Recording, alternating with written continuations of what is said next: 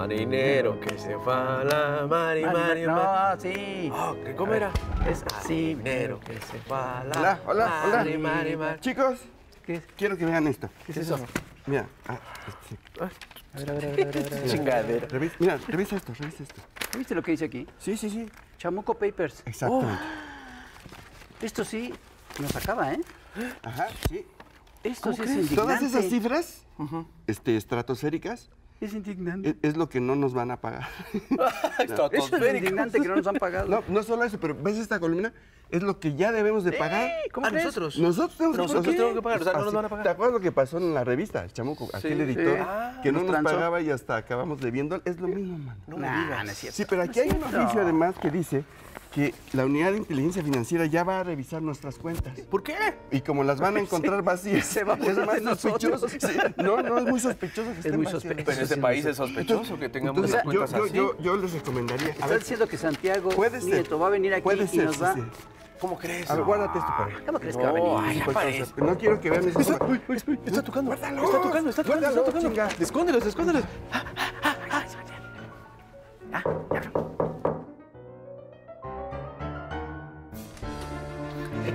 Santiago Nieto, bienvenido al Averno. Encantado de estar por aquí. Adelante, por favor. Bienvenidísimo. ¿Qué tal? ¿Cómo estamos? Muchas gracias. Por favor. No.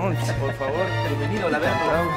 Bueno, pues muchísimas gracias por venir y yo creo que a la gente que ve nuestro programa les va a encantar tenerte aquí. Y vamos a empezar. Yo siempre he querido preguntarte, yo dije, algún día voy a ver a Santiago Nieto y le quiero preguntar esto. Ya vi que ya denuncié a 3 de la escenografía. No, ahorita los quitamos, ahorita Nos vas a dejar sin escenografía. Nos van a llevar. ahorita los desmonto. Lo que pasa es que ya no hubo presupuesto para nuevos monos. Oye, ¿para qué servía la unidad de inteligencia financiera antes? O sea, ahora la vemos súper activa y sale un montón de información ahí, bloqueo de cuentas y Y antes no se sabía nada de esa cosa. ¿Para qué servía antes o qué hacían con ella? ¿La verdad? Sí. Sí. No le Extorsionar. decimos a nadie. Extorsionar. Sí. Utilizaban la información de la unidad con CEIDO para levantar personas y sacarles dinero. ¿En serio? ¿A quiénes? A los que tenían, por ejemplo, los que tenían información sobre, o dinero en efectivo, por ejemplo, de gasolineras, o mucho dinero en efectivo de centrales de abasto. Pasaban todos por ese proceso. Y la otra cosa era pues la investigación política para pegarle a adversarios políticos en turno. Cuando, por ejemplo, se habló de que John Ackerman era un agente soviético, soviético-ruso, sí. Era con información de algo de la unidad de inteligencia financiera.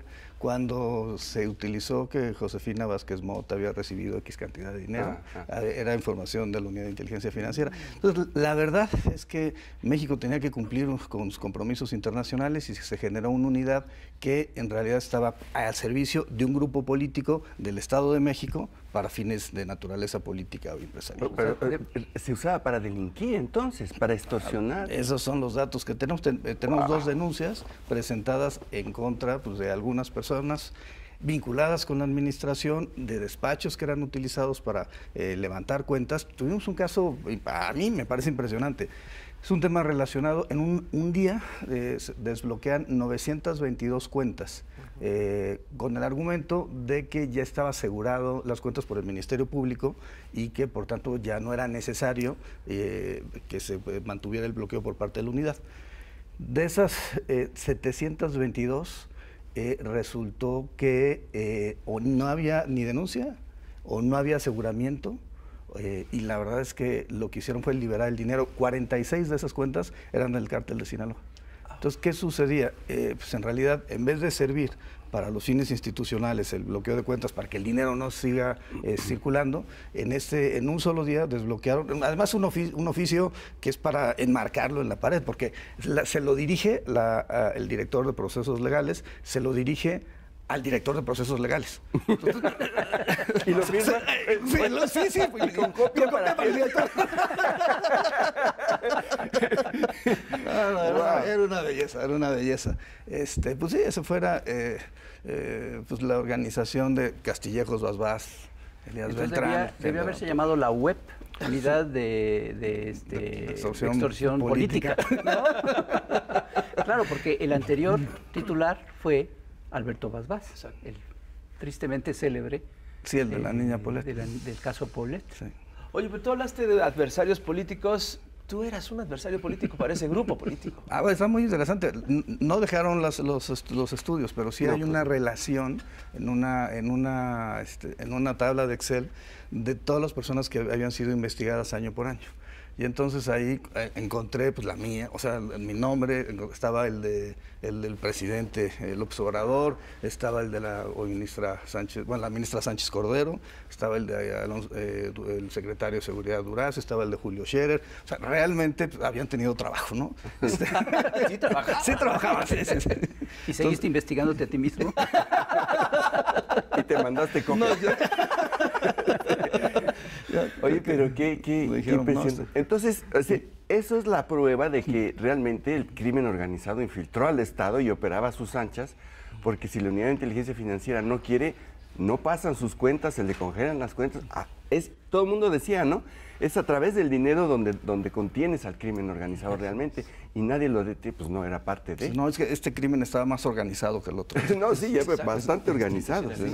Y esta situación que leímos por ahí en el libro que publicaste, sobre la relación que tuviste bastante áspera de cómo te atacaron Manlio Fabio Beltrones y Emilio Gamboa y los del Partido Verde Ecologista cuando investigabas a Arturo Escobar. Sí, bueno, es que ejercí la acción penal contra Arturo Escobar y creo que no les gustó. ¿Por qué será? Contra César Duarte y Javier Duarte tampoco les gustó. Ahí sí tuvimos órdenes de aprehensión. Y bueno, y la de Lozoya, que tampoco que bueno que lo invitaron. Yo no creo que me vaya a mandar un regalo de Navidad. Yo creo que no. Pero ese sí fue un tema. Ahí empezamos la investigación de Odebrecht y ahora, desde la UIF, pues, llevamos 4 denuncias presentadas, nos falta una.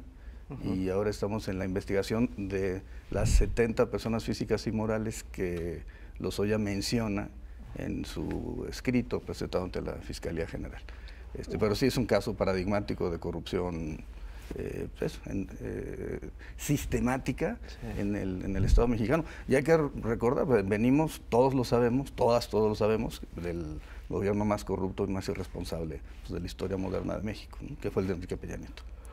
Pero aparte, también el de Felipe Calderón tiene No, lo suyo. sí. Yo recuerdo, bueno, varios caricaturistas a iniciativa de Rius hicimos este movimiento de No Más Sangre para exigir un cambio en la estrategia del entonces presidente Calderón en contra del crimen organizado.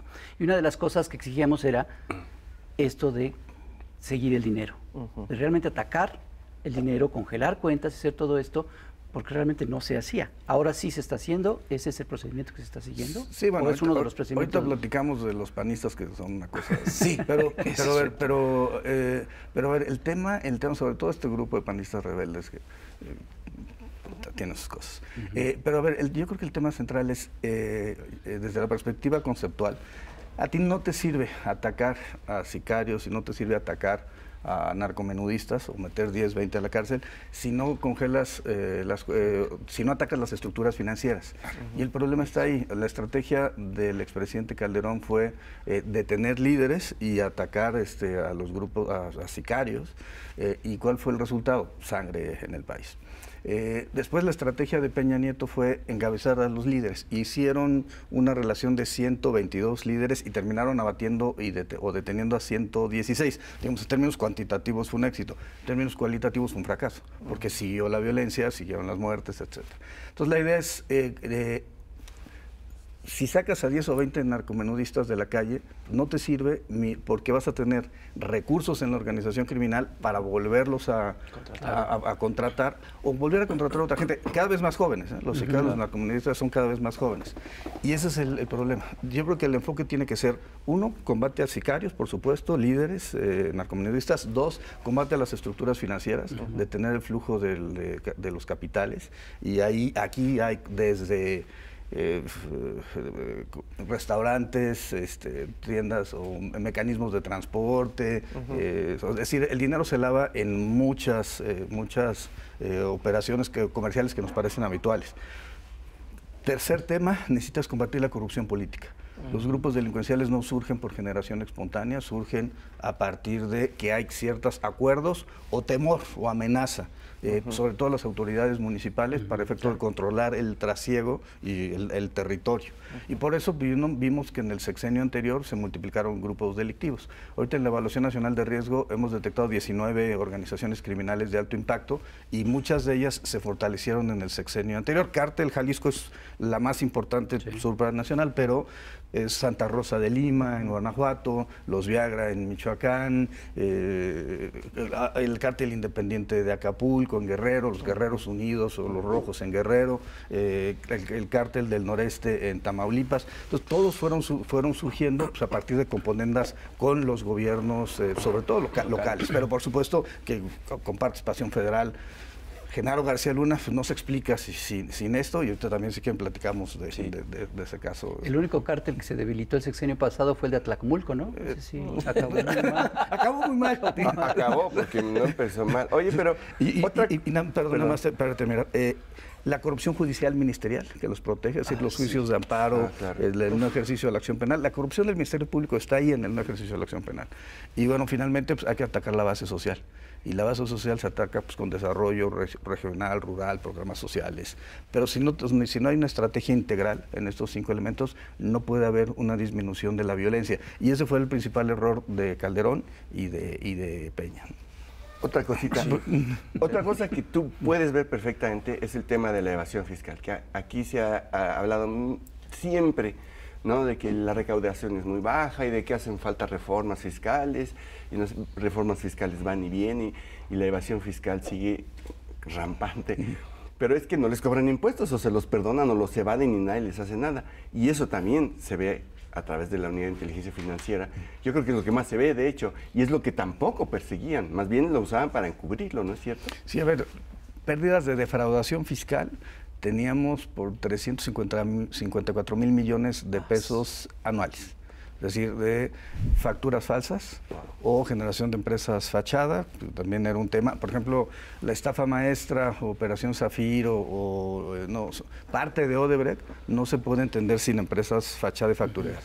Y el otro tema era los beneficios fiscales. Es decir, la gente podía, todos grandes corporativos podían pasar sin registrar ningún tipo de pago al Servicio de Administración Tributaria, bajo esta lógica de que se estaba generando empleos y desarrollo. A ver, el punto central aquí es que un Estado y sobre todo un gobierno de izquierda, pues lo que necesita es tener recursos para poder generar más programas sociales, mejor distribución de la riqueza, y bueno, lo que teníamos en los gobiernos anteriores era exactamente lo opuesto. Ahora, creo que el punto central aquí es cómo el propio Estado mexicano, insisto en Operación Zafiro o en la estafa maestra, generaba estas empresas fachada que eran contratadas por el propio Estado y sacaban el dinero en efectivo a partir de trasladadores de valores para llevarlo a bóvedas de seguridad. Así se operó, o a las campañas electorales. Entonces, la verdad es que fue un robo en despoblado, y lo que hemos visto es, yo creo que la punta del iceberg, ¿no? Acabamos de ver una contratación de Odebrecht precisamente con Pemex en la época de Emilio Lozoya, en donde pues, fueron 3,000 millones de pesos contratados que después se iban a otro tipo de empresas y después de ahí salía el dinero en efectivo. Vimos un caso así, una universidad donde se contrata a la universidad, 83 millones, paga Pemex. De esos 83 millones, debo decir que allí Lozoya no participó por lo que encontramos, pero eran 80 millones se van a esta empresa, y esta empresa empieza a distribuir entre los familiares de un servidor público de Pemex.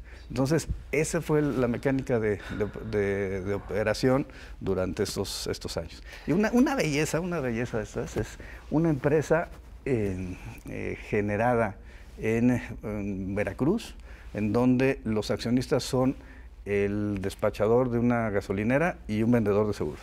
Y de repente esta empresa abre, suena lógico, cuentas en Panamá. Claro, no tienen pasaporte, nunca han salido del país, pero cuentas en Panamá. Claro. Y entonces Odebrecht, otra empresa, les deposita $1 millón a las cuentas en Panamá. algo muy natural. Una propina. Claro. Y lo más bonito es el apoderado legal de la empresa. No les voy a decir su nombre, pero se apellidaba Lozoya, ¿no? Entonces ese tipo de cosas que yo creo que necesitamos, primero, visibilizarlos para el juicio de la historia. Yo lo he platicado en varias ocasiones, muchos de estos delitos, si nos vamos al gobierno de Fox, por ejemplo, el gobierno de Salinas, ya prescribieron, evidentemente, pero sí creo que se requiere hacer una investigación que pueda plantear una especie de comisión de la verdad sobre el impacto de la corrupción en México. Y hacerlo del conocimiento de todos. Tenemos que hacer un corte rápidamente para ir a ver a El Fisgón y sus universos paralelos y regresamos después de este corte. No se vayan. Aunque usted no lo crea, en México tenemos pruebas de que se pueden hacer viajes entre universos paralelos. Universos paralelos. En los Estados Unidos, en el estado de Nevada, existe una base militar aérea ultra secreta conocida como el Área 51. Todas las actividades de esta base están clasificadas como Top Secret. Si bien el gobierno de los Estados Unidos dice que allí se desarrollan experimentos con armamento avanzado y aviones experimentales, también corren versiones de que allí se resguardan naves extraterrestres, de que se realizan reuniones con alienígenas y de que se conservan los cuerpos de seres de otros planetas a los que se les habrían hecho varios experimentos, incluso autopsias. Hasta hace poco, los científicos cuánticos que asesoran a El Chamuco siempre habían considerado que las versiones que asocian al Área 51 con el fenómeno OVNI eran solo teorías conspirativas, dignas del periodismo más sensacionalista, mas no de la ciencia cuántica. Sin embargo, tenemos que rendirnos ante la evidencia. El Chamuco tuvo noticias de que en México también existe una base secreta que resguarda un objeto volador no identificado.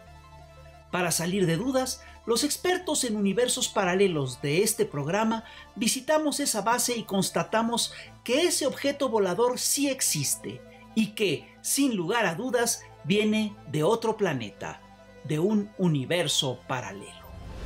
Logramos entrar al Área 51 mexicana, también conocida como el Área se encuentra uno, porque aquí se encuentra uno con un aparato volador que no es de este planeta.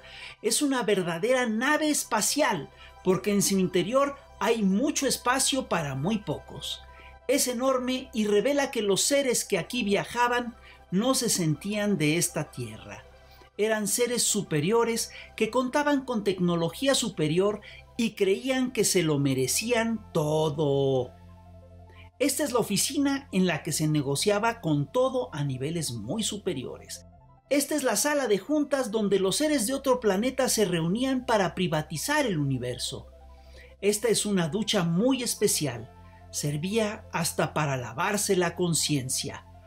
Este es el centro de entretenimientos donde nos veían hasta la cara. No queremos saber qué se hacía ni qué se negociaba en esta cama king size. Es claro que los tripulantes de esta nave espacial no eran seres de este planeta ni de este universo. Después de muchas especulaciones, tenemos una hipótesis sólida. Venían de un planeta llamado Planeta Io Nom E Junknax, que significa planeta, yo no me junto con nacos.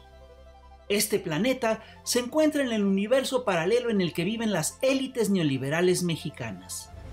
Para que no quepa duda de la existencia de este aparato, la lotería lo está rifando.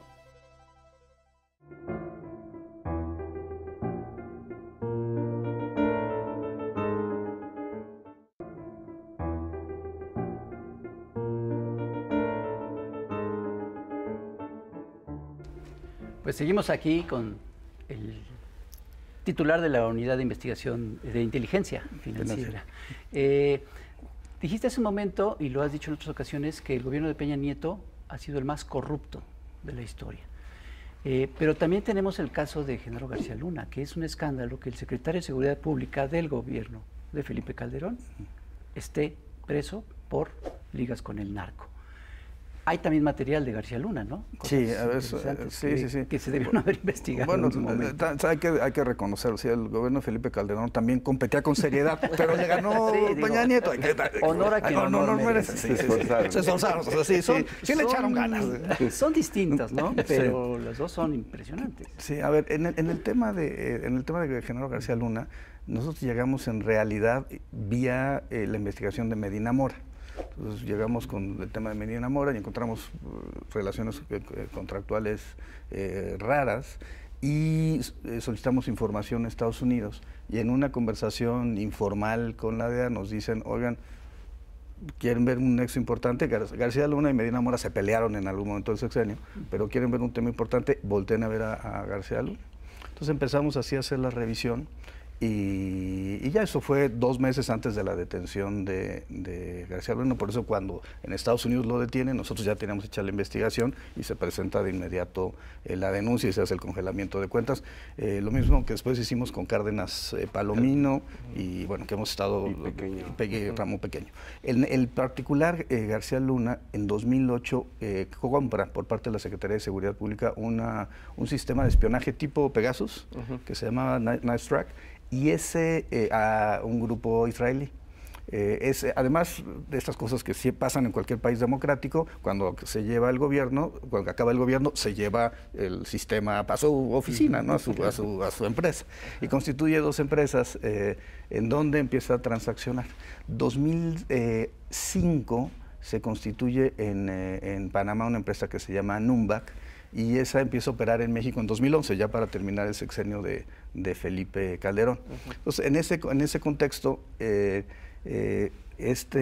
empiezan a generar contratos. El gobierno de la Ciudad de México, en ese entonces con Mancera, los contrata para poder generar un diagnóstico respecto a una unidad de la Procuraduría General de Justicia de la Ciudad de México. Cobran 32 millones, lo cual resulta razonable por un diagnóstico, ¿no?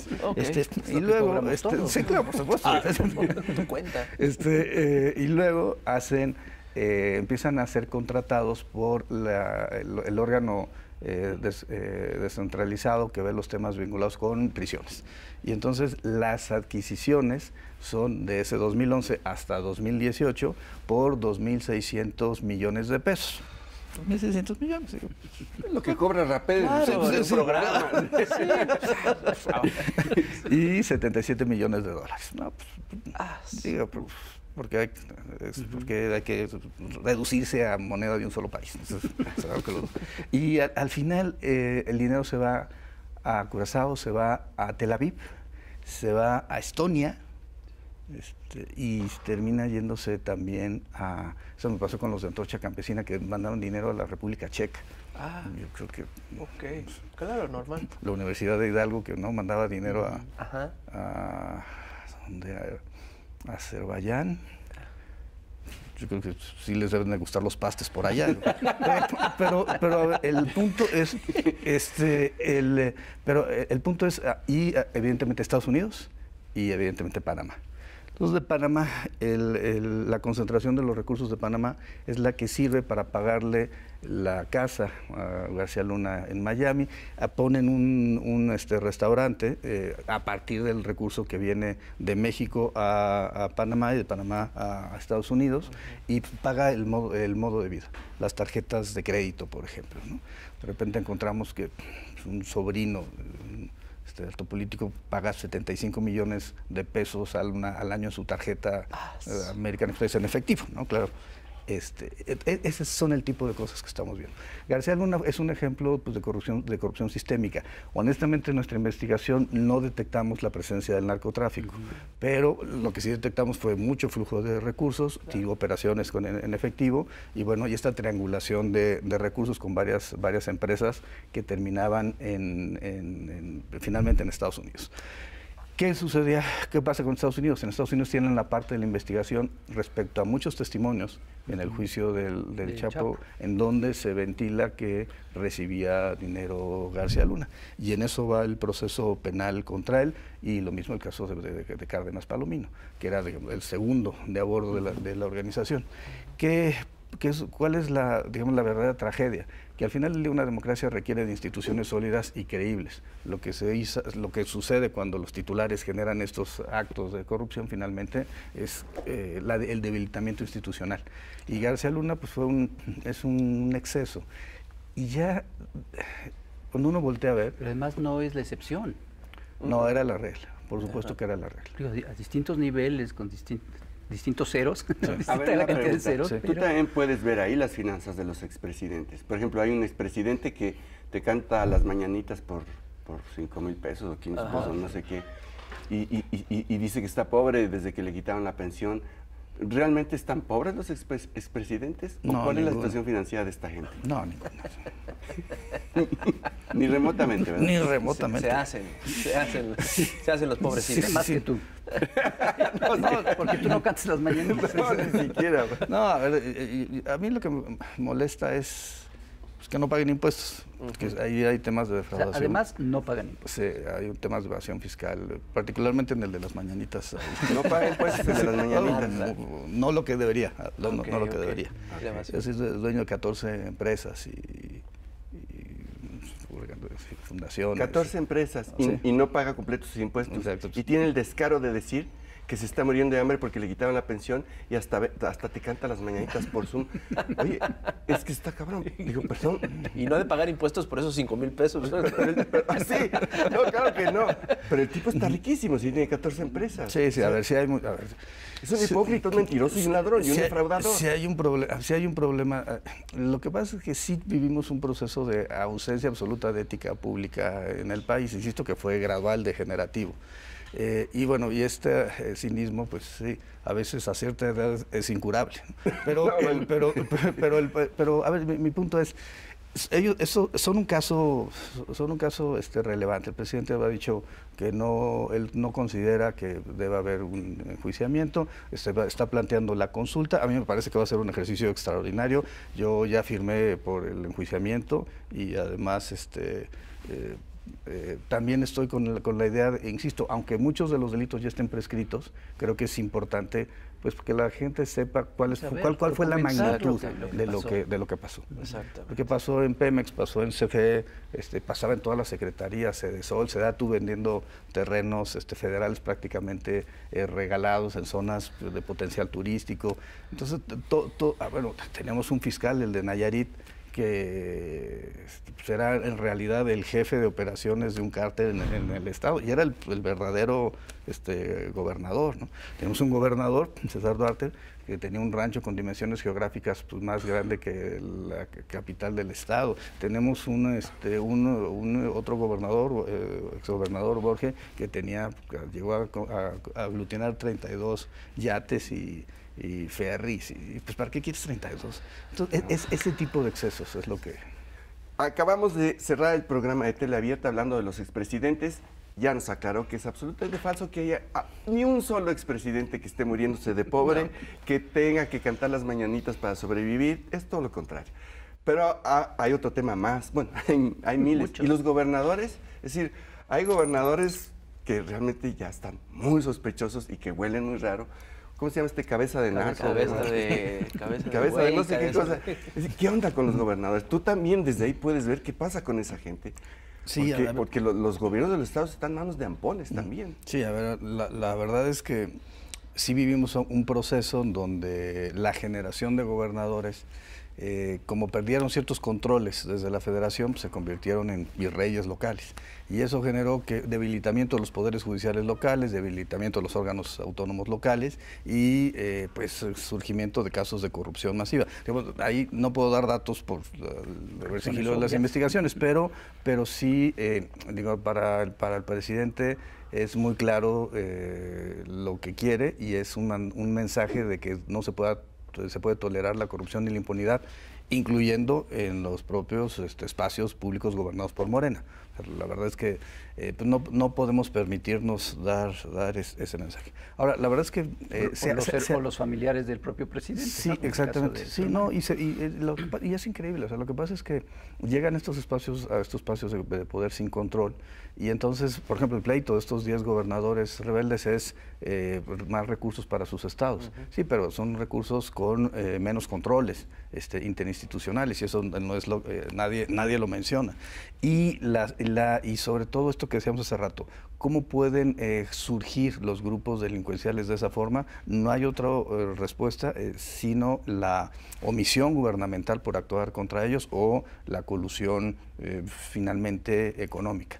Los temas son temas económicos. El tema de la presa de Chihuahua es un tema económico. Todos los actores políticos involucrados, todos tienen algún tipo de cabecera de distrito de riego o una participación en empresas agrícolas. Es decir, no es un tema que sea puro... A ver, Reyes Baeza, pues no digamos, finísima persona. Y pobre. Pobre. Cantar mañanitas por Zoom tampoco. No. A ver, y ese es un ejemplo. El tema de la discusión sobre la energía eólica y el combate, que es muy interesante que sean los panistas los que estén impugnando a las decisiones de la Secretaría de Energía, tiene que ver también con algo, porque ellos generaron empresas para energía eólica, tienen intereses. Que además se cuelgan de la CFE, o sea, generan 1 kilowatt y se cuelgan de... Sí, no, es un fraude finalmente. Entonces el asunto es, bueno, incluso pues, hay empresas que fueron generando para venta de todo tipo de cultivos y paralelamente impulsaban la legalización de la marihuana, pues si ya tenían la empresa para vender. Entonces ese es el tipo de visión empresarial. Claro, y doble. Entonces, a ver, el punto central es... creo que uno de los objetivos del presidente es el combate, evidentemente, a la corrupción frontal. Entonces, no se pueden resguardar en una visión política o en generar conflictos sociales con la finalidad de proteger sus intereses. Y eso es finalmente pues, lo que se ve en una buena parte de esta discusión de los 10. Ahora, con varios de ellos, la verdad es que hemos trabajado bastante bien. Por ejemplo, con Corral trabajamos el tema de Duarte y pues, se ha trabajado bastante bien. Encontramos la red de empresas, obtuvimos información de Estados Unidos respecto a los prestanombres. ¿Por qué le conviene a Corral? Bueno, pero fue un paso. Pero sí fue un paso. Y también, por ejemplo, con Alfaro pues, hemos trabajado temas sobre el cártel Jalisco Nueva Generación. Y bueno, la posición del presidente es nosotros tenemos que ayudar a los estados, pero también lo cierto es que el presidente tiene un nivel de legitimidad por sí solo que permite que se generen condiciones en las cuales las políticas públicas que él está impulsando pues, prevalezcan. Y esto tiene que ver con Tren Maya, evidentemente, tiene que ver con desarrollo de programas sociales, etcétera. Y además yo pienso también mucho eso. ¿Qué hubiera pasado si en vez de apoyar directamente a las personas durante la pandemia, se hubiera apoyado a las grandes empresas con la idea de generar exenciones fiscales y después que se recibieran los recursos para generar más empleos? Hubiera tardado en llegar el dinero o a lo mejor no hubiera llegado durante 2 años después. Y mientras tanto, pues, la gente iba a estar sin dinero, iba a estar... Esto sí llegaba. Sí llegaba. Entonces, ¿cuál fue la posición del presidente? Fue, vamos a apoyar hacia las clases sociales menos favorecidas, y eso que nos ha permitido tener estabilidad y paz. Creo que este es un tema importante. Y yo creo que tenemos que seguir en esa trayectoria. Al final del día, pues, las democracias están viviendo procesos complejos. Esto de la idea de que la democracia a veces opera contra sí misma, ¿no? Pasó con Trump en Estados Unidos, el voto por el no a la paz en Colombia, la salida en el Brexit en Inglaterra. Entonces, lo que tenemos que estar pues, pensando es pasar de esta democracia electoral a una democracia sustantiva, de protección de derechos. Y para mí, y esto lo han dicho jueces mexicanos, hay un derecho fundamental que tenemos todas y todos para vivir en un medio ambiente libre de corrupción. Hay una convención internacional, Convención de Naciones Unidas en contra de la corrupción. México formó parte de ella, se firmó en Mérida. Y bueno, pues eso da un correlato derecho a todas las personas de que podamos vivir en un medio ambiente libre de corrupción. Pero bueno, esa es una parte de la actividad de la UIF, pero vemos temas de trata, de tráfico de órganos, de narcotráfico, evidentemente, y nos divertimos, es muy divertido. Santiago, la unidad a tu cargo es vital, es muy importante, pero también es muy importante la relación con la Fiscalía. ¿Cómo es esta relación? Sí. A ver, yo creo que hemos podido coordinarnos y trabajar bien. Ellos nos han solicitado como nunca información. O sea, en lo que va de la presente administración les hemos dado 1000 notas de inteligencia. Nos hemos presentado con ellos 164 denuncias en 2019 y hemos presentado, ahorita llevamos 73 2020. Y pues hay interrelación, mesas de coordinación. Finalmente, pues nadie es monedita de oro, pero bueno, creo que lo más importante es que vayamos avanzando hacia los fines. Y, por ejemplo, el tema de la Universidad Autónoma del Estado de Hidalgo, u otros, Rosario, Robles, etcétera, pues son temas donde ha existido coordinación entre las distintas áreas. Yo creo que es fundamental que podamos ir avanzando y bueno, yo lo que he planteado es mi reconocimiento al fiscal general, mi reconocimiento a ese equipo de trabajo. Se ha ido Fiscalía Anticorrupción, la Fiscalía Electoral. La verdad es que trabajamos muy bien y con ellos y tenemos que seguir en esa línea, porque además la política criminal de Estado tiene que abarcar prevención, tiene que abarcar seguridad, procuración de justicia, ahí la Fiscalía y las fiscalías locales llevan mano. La impartición de justicia, los jueces deben darse cuenta de la trascendencia de liberar a un narcotraficante o de liberar a un homicida. Cuyas cuentas también luego... Tuvimos uno que detuvimos por una orden de aprehensión que nosotros lo denunciamos y la Fiscalía Anticorrupción, la doctora Mijangos, obtuvo la orden de aprehensión. Nomás tenía 50 millones en sus cuentas, más de lo que le había pagado el Consejo de la Judicatura. Depósitos en efectivo. ¿No? Y tuvimos otros que lo que hacían es, con las casas del Infonavit, había despachos que las terminaban adquiriendo los créditos, sacando a las gentes de las casas para luego revenderlas. Y eso se hacía a partir de operaciones con los jueces locales, sobre todo Nayarit, Coahuila, Durango. Y uno de Coahuila pues, se equivocó y entonces terminó adjudicando casas de Durango, un juez local, claro, tiene esa competencia, pero todo formaba parte pues, de redes macro de corrupción. Y así fue.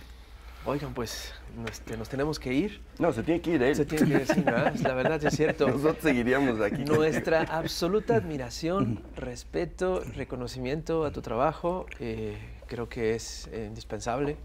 Ojalá que se repita, que tengas clones en este país, en toda la historia de México.